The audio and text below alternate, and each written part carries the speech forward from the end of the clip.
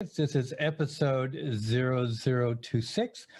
So happy to have you here. Today, we have Angel Ribo. He's known as the CEO Confidant. This gentleman has an international clientele. He's also an international TV host when you think about all that he does. He's on several talk shows where he's actually interviewing people. This gentleman is a philanthropist. He has a great sense of social responsibility. He's been an entrepreneur for years and years, and now we have the opportunity to hear from Angel. So let me welcome you, Angel. Thank you. Thank you very much for having me, Gary. It's a pleasure. It's an honor. And obviously, thank you, everybody who's listening to us today. Yes. Thank you, folks. We really appreciate you being here. I'm going to start right off, Angel. Totally. What do you wish you had known before you became an entrepreneur? To take action faster than I did. Oh my God. You know, I was so confused. It's a great question. I still remember, I will never remember, obviously. I will never forget, the first day as an entrepreneur, right? I mean, I was extremely blessed. I had a great jobs, and my company was kind enough even to put the severance package in place. And I had this outplacement company helping me in case I wanted to have another job. They already knew I wanted to become an entrepreneur. But hey, I mean, so much support and so many things, to be honest. Sometimes I think it was just counterproductive, you know, because I was always like, okay, so I have all those resources and then I have all these different options. I've done so many things and I have this route that I could go. I have this route that could provide this service, this other service. And yet, literally, I wish I had taken just one route and started like hitting hard in that direction. Definitely. That's definitely the thing that when I think back, I would have liked to know and change. And that's probably why I came up with this mantra, which is the main mantra for me and for my clients, which is taking perfect action now. Taking perfect action now. That's my main mantra. It's like, regardless of the path that you take, it's by taking it that you learn, you make mistakes, and you course correct, and you course correct, and you make mistakes and you course correct. Keep going, keep going, keep going. You know, all the things will show up while you do it. It's not that you have to be insane. It's not that you have to be blind. Obviously, you have to be listening and you have to be analyzing what's going on around you.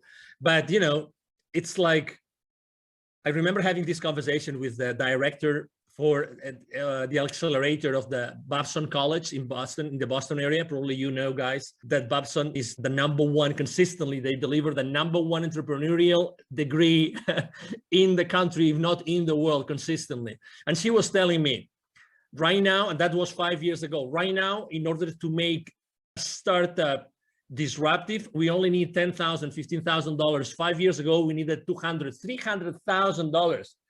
That's why the faster you go to the market, the faster you will see what you have to do to provide a better service to your audience. So, oh my God, I wish I had known that in 2016. Thank you for asking, Gary. You know, I love that because I've always lived by the mantra myself that says anything worth doing is worth doing poorly in the beginning. You know, just keep going on it. Absolutely. And you know, you and I probably believe that there's no really such thing as failure. There's success, but there's learning experiences along the way. And there's times when your goal is not met. So when you've had those moments where the outcome wasn't what you expected it to be, what was the greatest one of those in your opinion? And what did you learn from it? Actually, probably it was when out of the blue and through a personal connection, a company, an entertainment company from Spain came to me or called me and say, hey, we are the owners of such a TV network. We are in Spain. We're going to fly to Los Angeles in a couple of weeks. We would like you to be there because we would like to make you an offer. We would like you to help us develop their business. I had no idea, absolutely no idea about their entertainment business, nothing. But I said, I mean, they were friends of friends and I had seen them, I think, once in Latin America, but they really didn't know much about their business. But anyway, there I go to Los Angeles, I meet with them, and they say, so that's what we would like to do, but you know what? We cannot pay you as much as the other clients are going to pay you. So I said, well, okay. So, you know, all right, let's see what is in here for me. And you know, when your gut feel is telling you, Angel, there's something here, you don't know what it is, but I think that you should consider this. And really, inside of me, this voice that came to me saying, you have to do this. You don't know anything, but let's keep moving forward. And I was already there. I had nothing else to do for a week. So I said, okay, I'll surrender to the unknown. Let me put it this way, Gary. And and then they go, well, Angel, you know what? Part of your responsibility, if you take this, if you accept our offer, it's going to be that you're going to be sitting on this chair just for a test, and you start interviewing people. I said, what? Yeah, you start interviewing people, and you know, but I don't know anything about these people, nothing. But don't worry, you know, we are here in this, you know, conference, and there's thousands of people. We'll bring you only like, I don't know, maybe 30, 40, 50 in the next 5, 6 days. And we will probably not have time to tell you who they are, but it doesn't matter. You know, we'll sit them down here with you, and we know you're a smart guy. I mean, as much as I like challenges, Gary, you know, I mean, I don't know anything about what this person does, right? And I have no idea of the subject matter. I mean, I have, you know, like really in an uncomfortable place, but let's say, why not? Why not?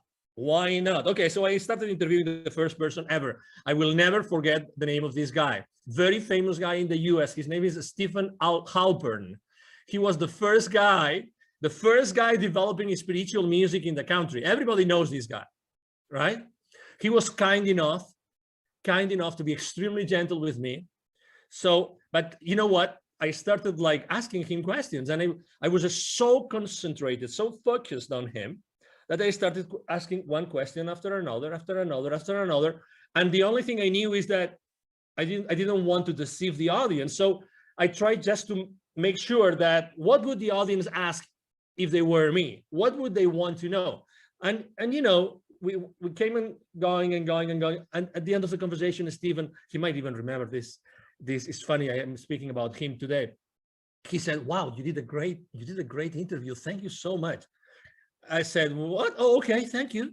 Thank you very much. Obviously, I would never say, you know, I never recognized to him, right? Like acknowledge that it was my first ever. And the number 5 or 6 was this celebrity from Hollywood, the Michelle Rodriguez, you know, the actress from, you know, the Fast and Furious saga of movies, and you name it. I mean, but guess what?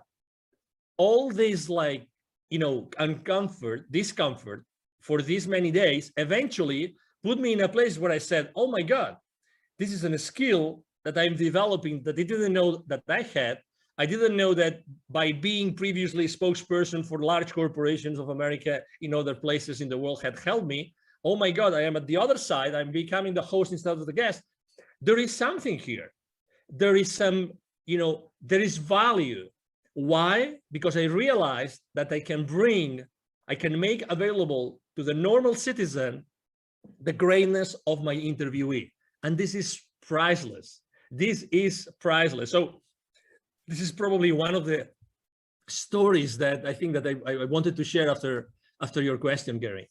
I will tell you, Angel, what I love the most is if the audience is sitting here and they haven't been pelted by your golden nuggets, they're not listening. I mean, it's just one after another. It's like a machine gun going off. Boom, boom, boom. Thank you. Thank you. I love it. So what advice would you give somebody who's saying, okay, I want to be an entrepreneur, but what do you suggest? What would you say to them? Yes, you know, I think that we live in a very important moment in history. Obviously, it's now March 2021. In the upcoming weeks or months, this will be, this interview will be published.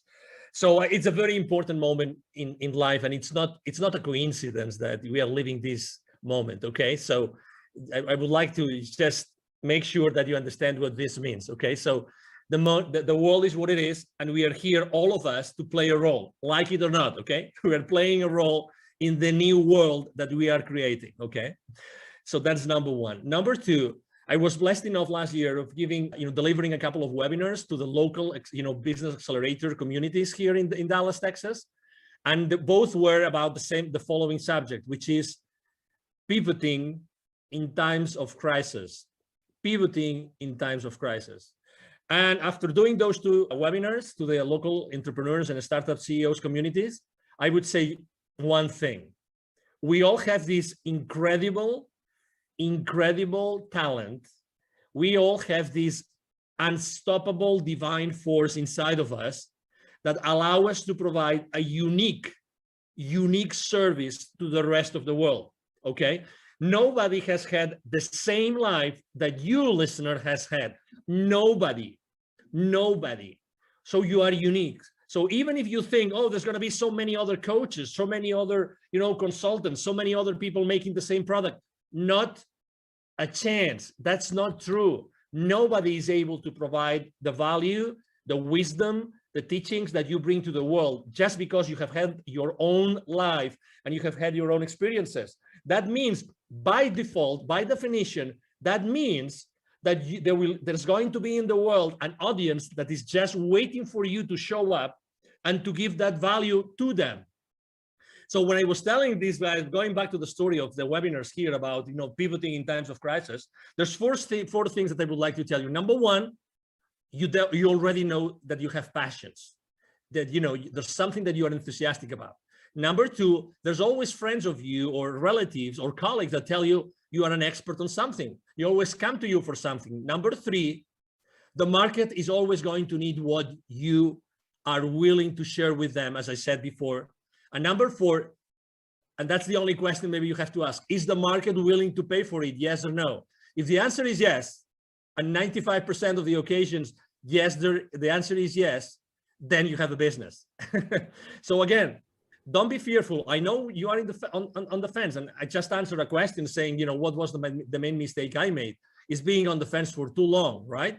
So I know you are on the fence, but at the same time, know that there's people out there waiting for your message, and they will never go, and they will never move hiring someone or paying for someone's services unless you show up and they resonate with you. They're waiting for you there. That's why I think, sometimes people, I remember when I was training salespeople, I've trained literally hundreds of salespeople, and I remember training them. And in the first training session, most of the people would tell me, hey, sir, hey, Angel, but what happens if I run out of leads? If I run out of leads, how am I going to make my quota? I would always tell them the same thing, always, to all of them. Okay, so whenever you run out of leads, please come to me and I will give you another list of 1,000 additional leads that you can call onto. What I'm trying to say is that we have those limiting beliefs that we think that we are limited, we are in a box, and we are competing against the rest of the world, when everybody knows already that the wealth is in the follow-up, that nobody follows up. So there's always wealth for everybody. There's always, services that you can provide and people that will pay for you. It's collaboration that we have not been taught. That's why we are being taught all the time about competition, but the reality is that there's wealth for everybody. And if we learn to collaborate as opposed to compete, you will feel much more comfortable and we will all make a nice living. All of us, no exception. I fully agree. And I thank you so much. Again, I hope you guys got another dump truck to fill up, because this guy is just going to give you golden nugget after golden nugget. So let's just talk about resources. Now, resources can be people, books, relations, etc.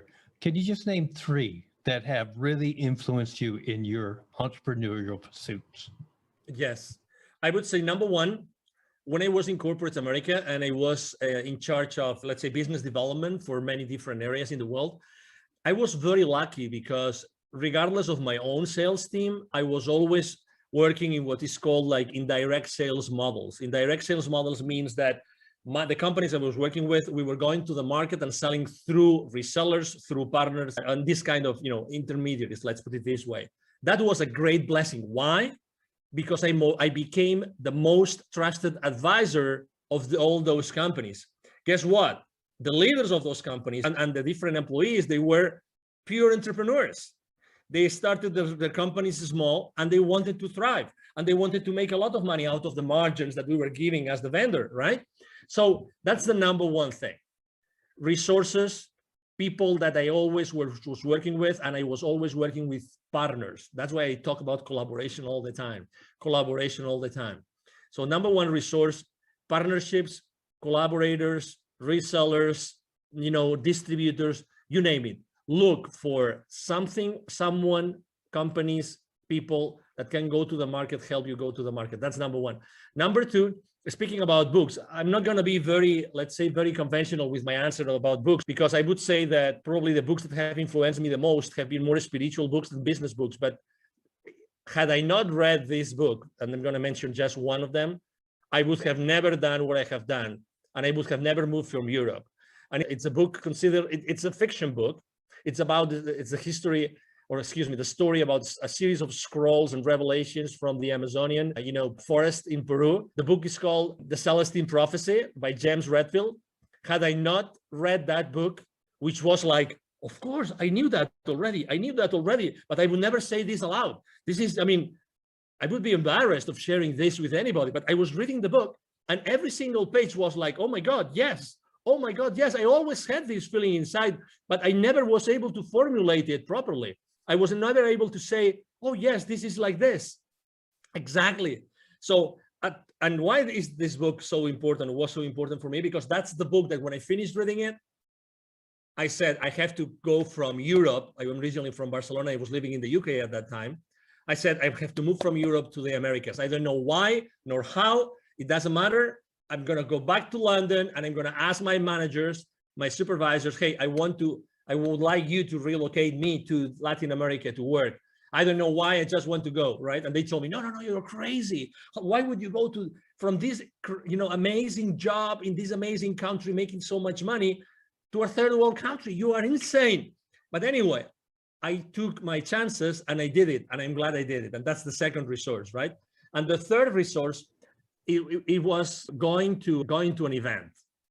And I go to a lot of events, but this event really changed me. And although I burned my feet and that event, and now I'm giving you a clue that what event I went, and and nobody burns their feet, only the ones who are not engaged. And I was one of them. Okay, I don't mind saying it and sharing it with the world. I went to a Tony Robbins event and I burned my BLOODY feet. Okay. So, but guess what? I think that was part of the experience, and obviously it was meant to happen, right? I remember there was so many, you're talking about nuggets. Tony Robbins, obviously, he's, as you know, he's been the coach for the most influential people in the planet. Okay, so what he knows, probably only a handful of people know in the planet. Okay, so he was just sharing so many ideas, and the idea, for the first time, the idea of, if you want to be really wealthy, that's going to be proportionate to the number of people that you help. And I had never, it seems obvious, right? It seems evident, right? But I had never thought about this in that way, that it's all proportional. So start thinking about how can you do something, provide a service or a product that you are going to be able to scale afterwards, right?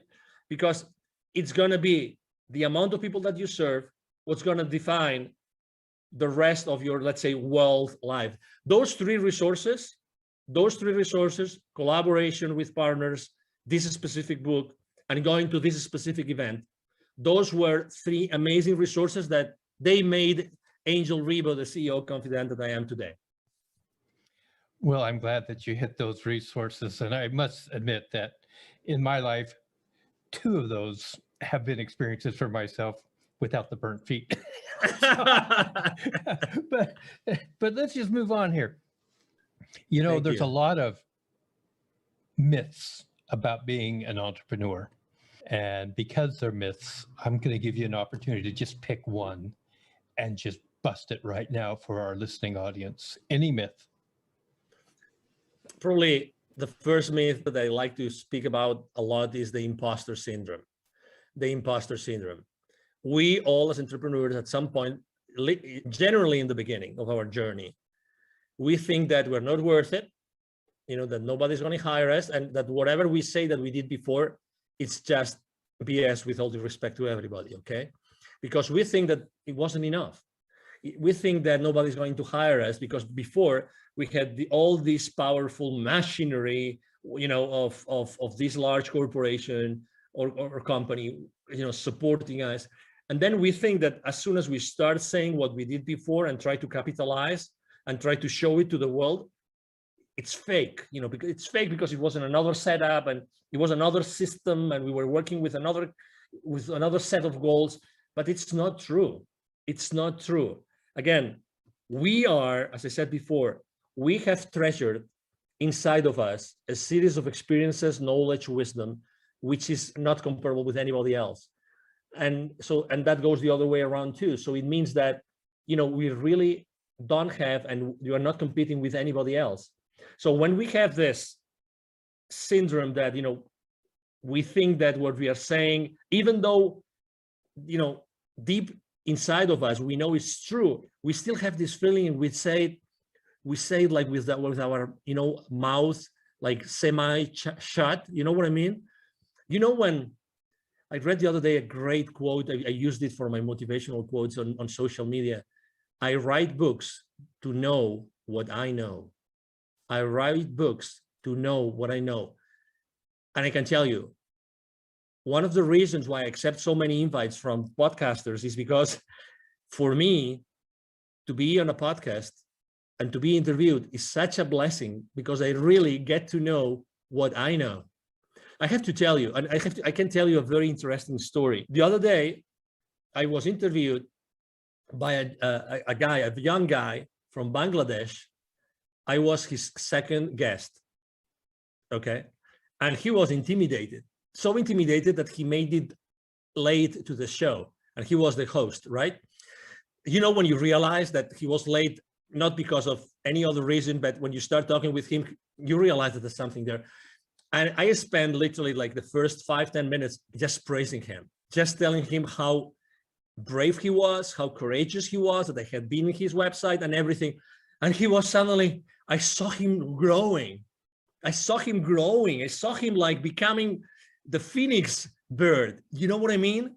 This young man, I was his second, and he started asking me questions. And the questions he was asking me were so naive. But you would say, okay, they were naive, so they were not rich. No, because it's not such a thing as a naive question. I phrase it like this, so you realize you know what I mean. But he forced me to answer questions in a way that nobody else had ever forced me to answer.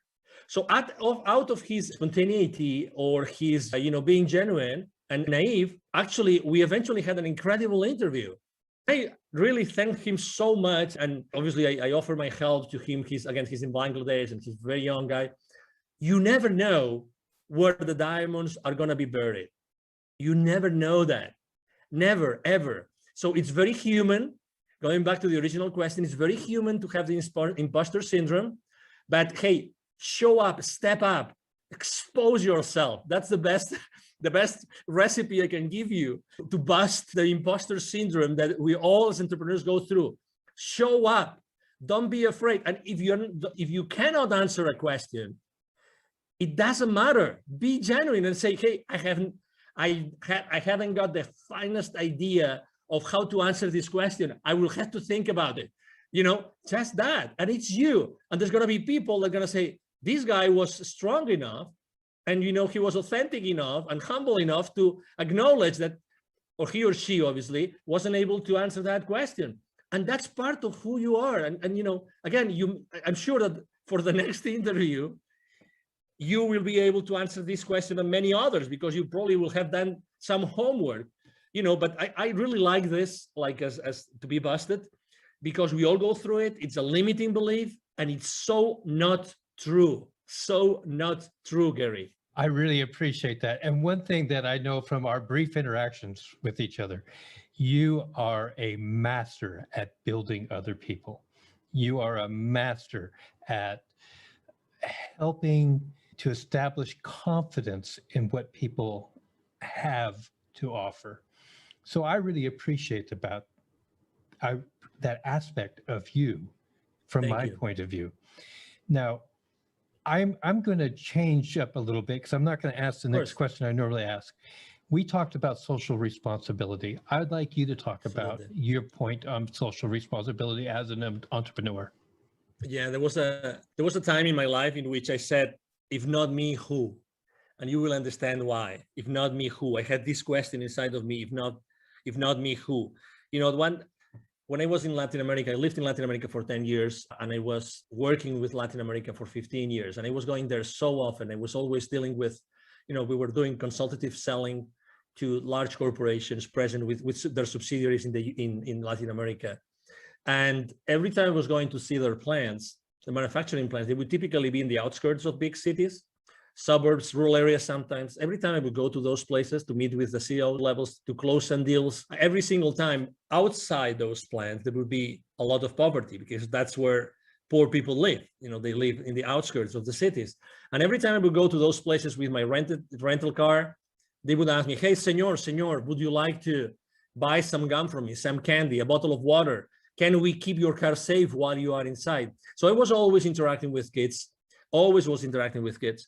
And it reached some point before leaving, and actually that was one of the reasons why I left corporate America, in which one day I had this incredible experience in which I saw very clearly that I had this connection, this continuous, possibility to talk to the top guys in the continent, and at the same time being able to see so much poverty.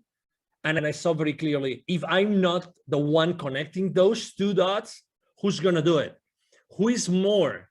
Who can show more, like the experience reaching out to the top and being able to deliver to the bottom through my entrepreneurial career? And I can teach entrepreneurship to these kids in need in Latin America.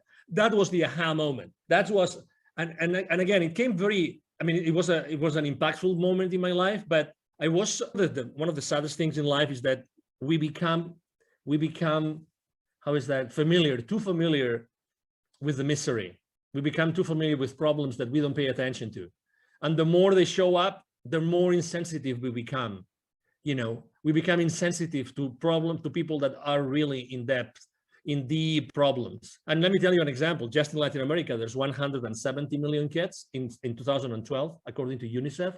81 million kids live in poverty in Latin America. 81 millions. Okay, so the population of the US is 350 million roughly. 81 million kids in Latin America live in conditions of poverty. 22 million don't have drinking water at home. 22 million. And that was from 2012. I can't imagine now, after everything that's going on in the world, I can't imagine. So that's why in 2015, after I had this experience, we gathered a team. I'm the co-founder of Wisdom for Kids. And what we do is we help underprivileged kids in Latin America become entrepreneurs using the local resources. And you see, it's like, Gary, it's like for my entire life, I was preparing for this. Isn't it crazy?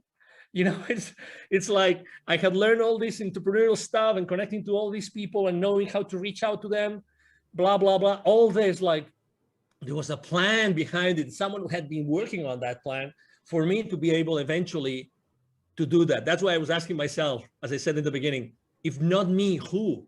Who's going to do this if it's not me? Who is more, prepared to do this? And I felt immediately, the responsibility in a good way, because going to Latin America and teaching kids entrepreneurship is just a blast. It's a big blessing, as you can imagine, Gary. I just am so overwhelmed with the things you've just talked about. Thank you. This is why I love doing what I do when I get to talk to people like this. How can people contact you? Thank you. So I'm very active on social media. I'm blessed with having a great team that helped me do that. Otherwise, I wouldn't be able to do it. I thank my team every single day. I am the most active network I am on social media outlet is LinkedIn, the professional network. You can message me there and you will see me there. Angel Ribo, Ribo spelled like R-I-B-O for the ones that don't see the video of this interview. My brand is the CEO Confidant. And I'm going to give you also my direct email address. Either my team or myself, we answer all the emails we receive every single day. It's very easy. The email address is extremely easy. Angel, as in heaven, A-N-G-E-L, @angelribo.com. My last name is Ribo, R-I-B as in boy, O. So my email address again is angel@angelribo.com. You can reach me there, and it will be a pleasure for me to interact with you and engage in a conversation. Ladies and gentlemen, we'll have all that information in the show notes. So if you're driving, continue driving. Don't try to pull over to the side of the road and try to write it all down now. So yeah, just go ahead. Now, Angel, I always give every guest 2 uninterrupted minutes to say whatever's on their heart, whatever they want to say at this moment. So your 2 minutes start now. I believe that the last 12 months have been really probably the most challenging, months in our lives, right? Maybe the people that were, when they were young, they were maybe in a war, maybe that those were the most challenging for them. But regardless, I think that those 12 months have taught us something which is extremely important for all of us, which is connection. Connection. I've been consistently posting for the last 12 months about building bridges. Why? Because I've seen in so many outlets, in so many instances, face-to-face or online, people disconnecting, unconnecting. We've never needed, as humanity, more connection than today. Never. You can, and you have the possibility of connecting people every single day with your wisdom, with who you are. Try to reconnect, try to rebuild the bridges. If you burned any bridge for the last 12 months, you have this divine force, which is, inside of you and nobody can take away from you. Use that force inside of you to rebuild those bridges. Really you can make a difference just with who you are today and with what you do every single day. Try to do that purposely. Try to have an intention every single time, every single morning that you wake up, when you wake up and when you go out and when you start talking with someone over Zoom. Try to build a connection. Try to create a connection. Make it an intention, because we all need it. This is happening really because of something. There's some reason behind, all the fear and all the challenges. And the reason why this is happening is that because we have to become more aware of what we really can do as humans. I see this every single day. Thank you, Gary, very much for allowing me to be here. You are right. When I work with someone, I really make sure that they understand their own potential. That's my main goal with everybody I work with. To make them understand their absolutely incredible potential. And, it's been a pleasure to be here with you today. And thank you for allowing me to maybe share some nuggets with you. And obviously, I feel so honored to be here, and anything I can do for you and for your audience, it will be a pleasure to do it, Gary. Thank you so much, Angel. God, I love you, man. You're great. Thank you. Likewise. Ladies and gentlemen, that is going to conclude this episode of Gary's Glorious Golden Nuggets. If you've enjoyed the show and you haven't subscribed yet, please do subscribe. If you would like to share this with somebody, please do. Help our audience to grow. Angel, you are a gold mine. Thank you so much. Thank you so much for your time.